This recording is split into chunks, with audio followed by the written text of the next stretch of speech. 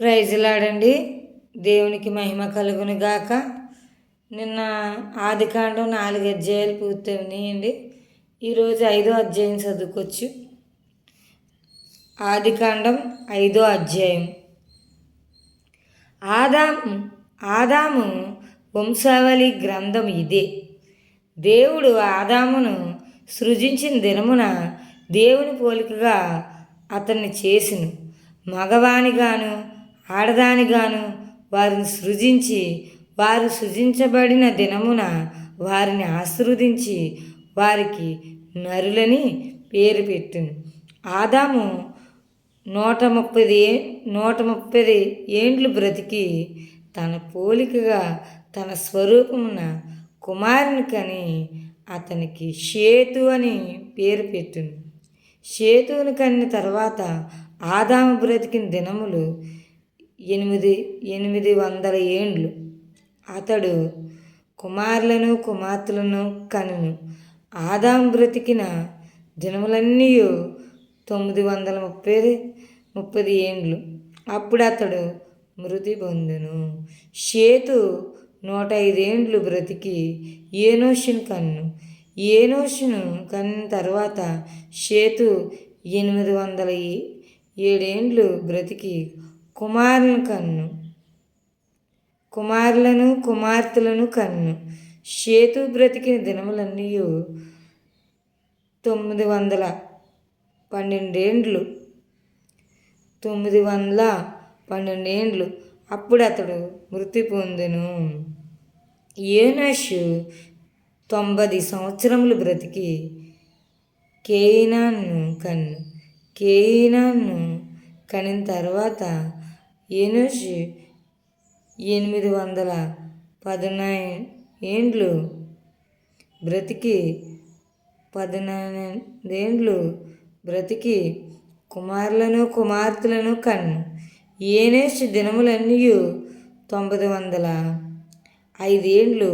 అప్పుడు అతడు మృతి పొందును. కేయినాను 70 ఏండ్లు బ్రతికి మహలాలెను కన్ను. మహలాలెను కనిన తర్వాత కేయినాను 840 ఏండ్లు బ్రతికి కుమారులను కుమార్తెలను కన్ను. కేయినాను దినములన్నీ 910 ఏండ్లు. అప్పుడు అతడు మృతి పొందును. మహలాలు 65 ఏండ్లు బ్రతికి ఏరోదును కన్ను. ఏరోదును కన్న తర్వాత మహలేలు 835 ఏండ్లు బ్రతికి కుమారులను కుమార్తెలను కన్ను. మహలేలు దినములన్నీ 890 ఏండ్లు. అప్పుడు అతడు మృతి పొందును. హేరోదు 165 ఏండ్లు బ్రతికి అనోకును కన్ను. అనోకు కన్న తర్వాత హేరోదు 800 ఏళ్ళు బ్రతికి కుమారులను కుమార్తెలను కన్ను. హేరోదు దినములన్నీ 960 ఏండ్లు. అప్పుడు అతడు మృతి పొందును. అనోకు 65 ఏండ్లు బ్రతికి మెతుషెలను కన్ను. అనోకు మెతుషెలను కన్న తర్వాత 300 ఏండ్లు దేవునితో నడుచు కుమారులను కుమార్తెలను కన్ను. అనోకు దినములన్నీ 360 ఏండ్లు. అనోకు దేవునితో నడిచిన తర్వాత దేవుడు అతన్ని తీసుకుని పోయాను గనుక అతడు లేకపోయాను. మెతుషెల 108 ఏండ్లు బ్రతికి లేమెకును కన్ను. మెతుషెల లేమెకును కన్న తర్వాత 787 ఏండ్లు బ్రతికి కుమారులను కుమార్తెలను కన్ను.